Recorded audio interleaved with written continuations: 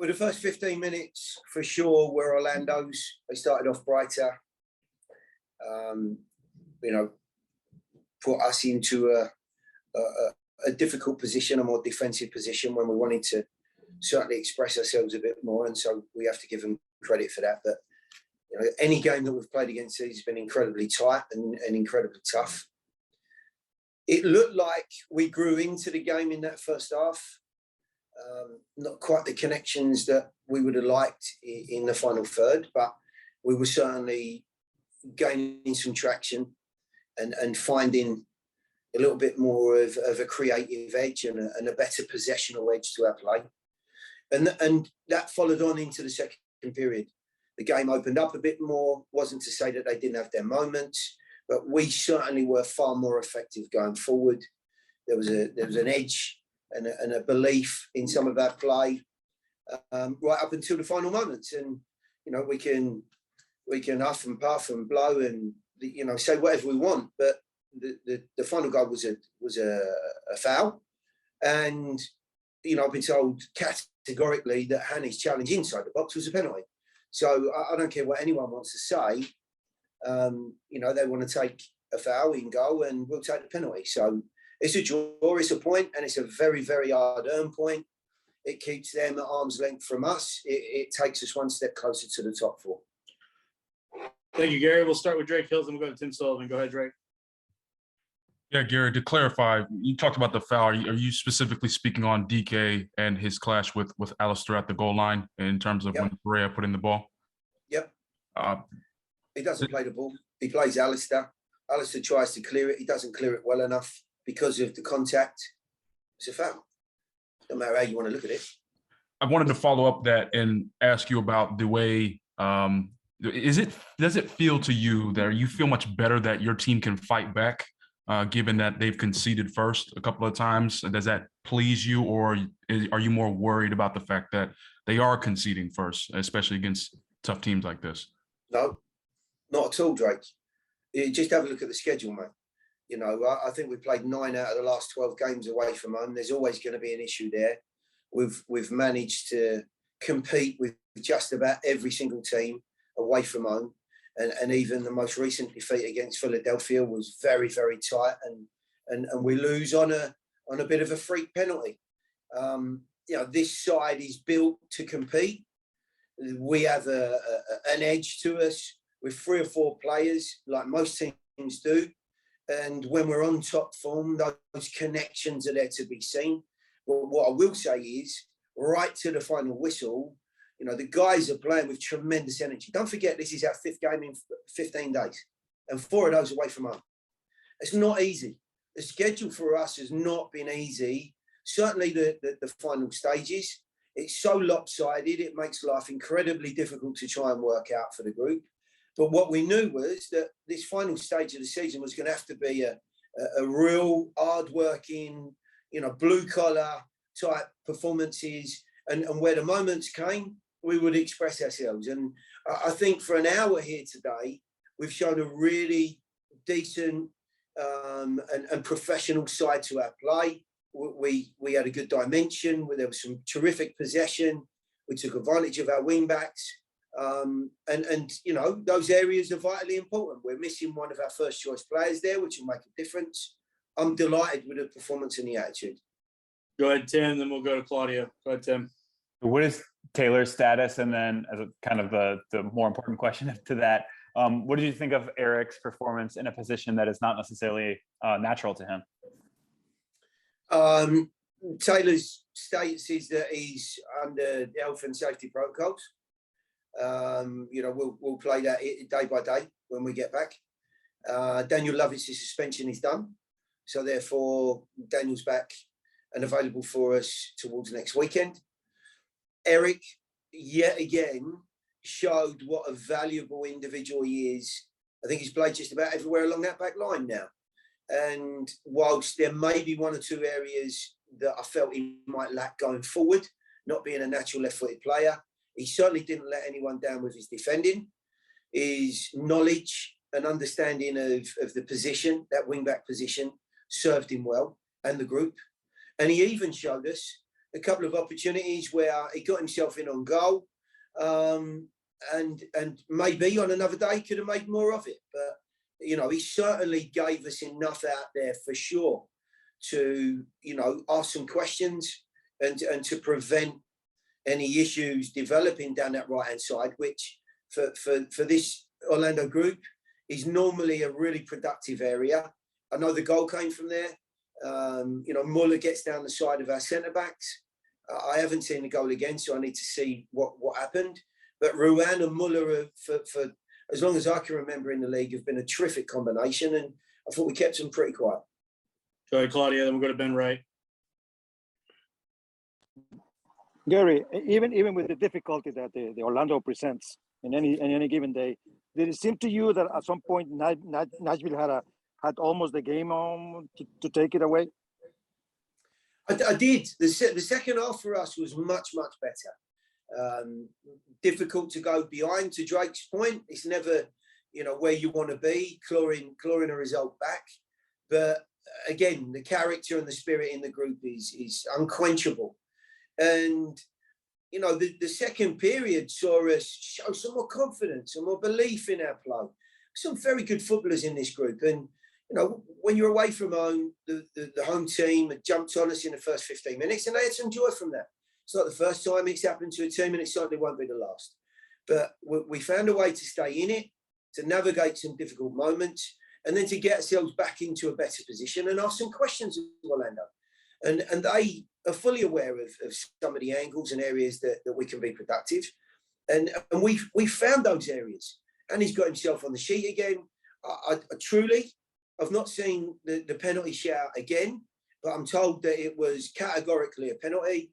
And to your point, Claudio, there's the moment in a very tight game against a very good team where you nudge yourselves in front from being a goal down, and you need that little bit of luck.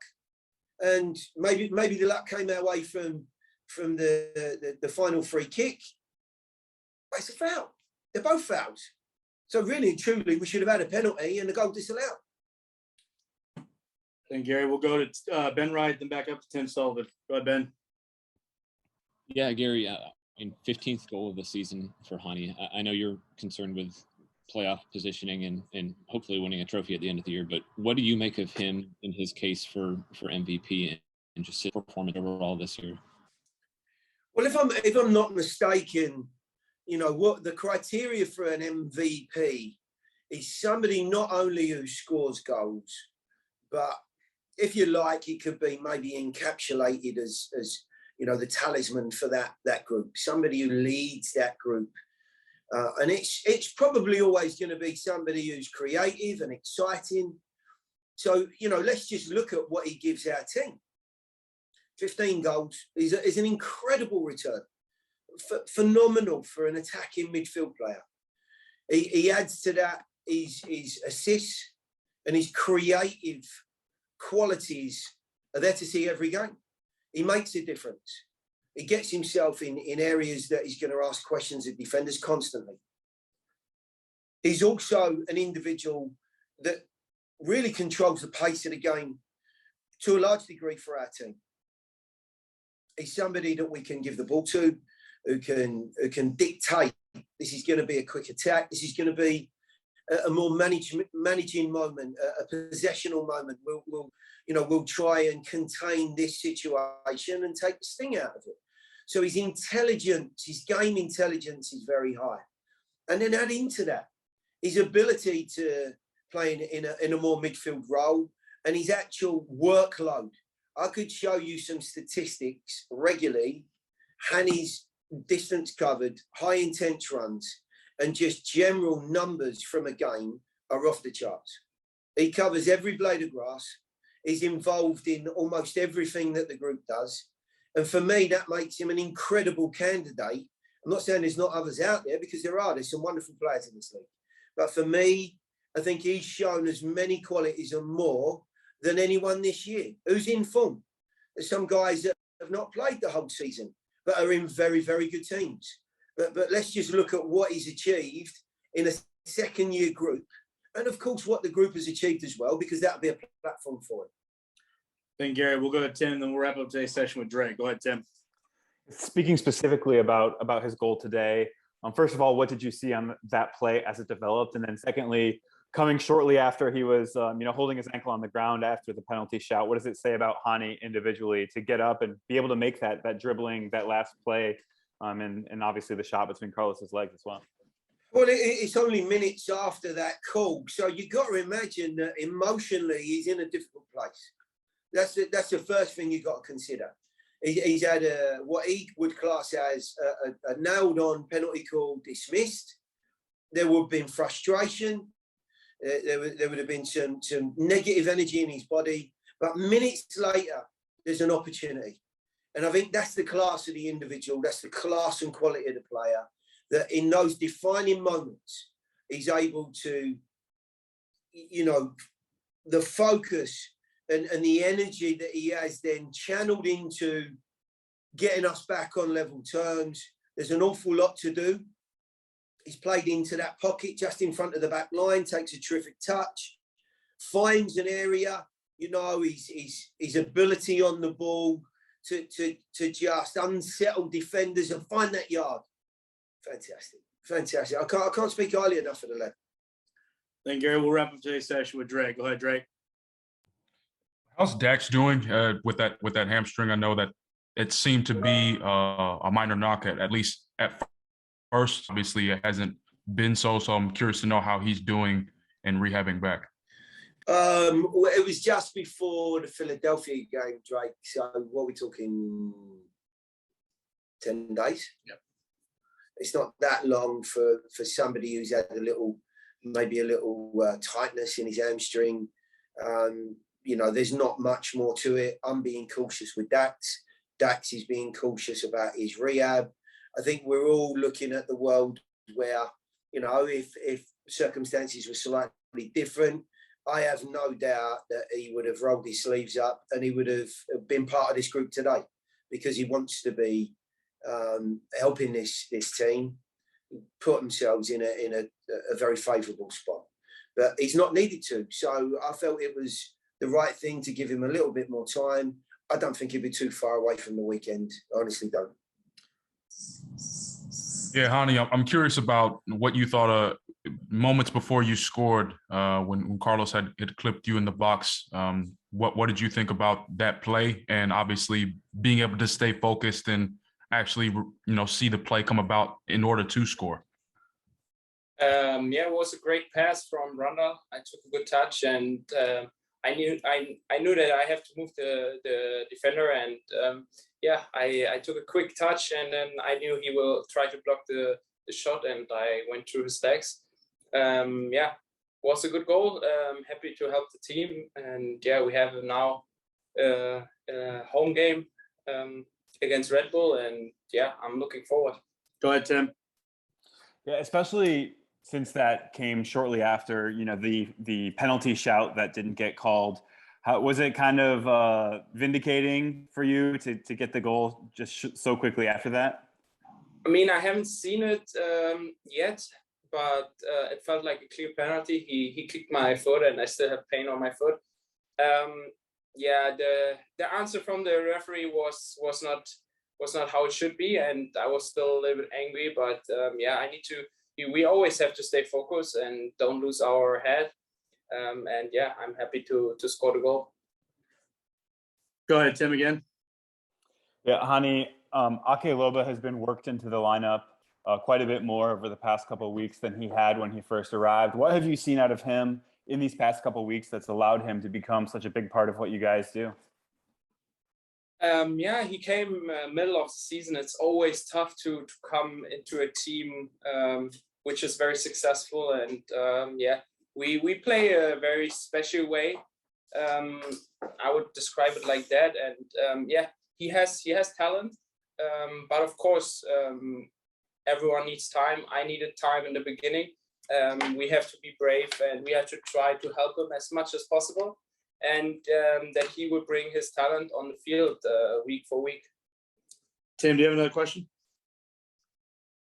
Yeah, Hani, I know you're gonna say that you're more concerned about team goals and making the playoffs and all that stuff, but you are a candidate for the MVP of this league. How special is that for you? And I know you're gonna say no, but do you have a little sales pitch for yourself in terms of maybe the voters picking you? Yeah, I mean, it's special. I feel honored. It's a very good league, and if you're named for the MVPs in the league, that's an honor. I take it, but I know that I can get better on many parts of my game, and I will do my best and train hard. And yeah, who's voting for me? Thank you, and who's not voting for me? I thank you also, and I will keep working even harder that you will change your mind.